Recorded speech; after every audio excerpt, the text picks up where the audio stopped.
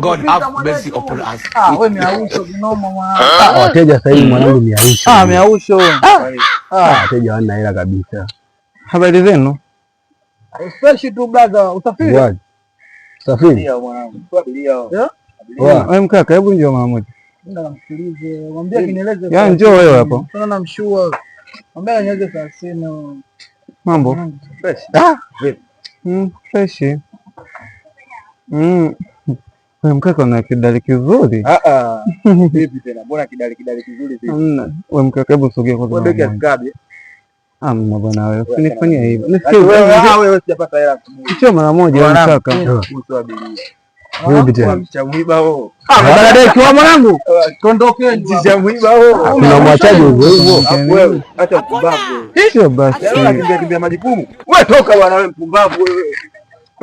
Wewe kupitia nusu saa hizi asubuhi sisi.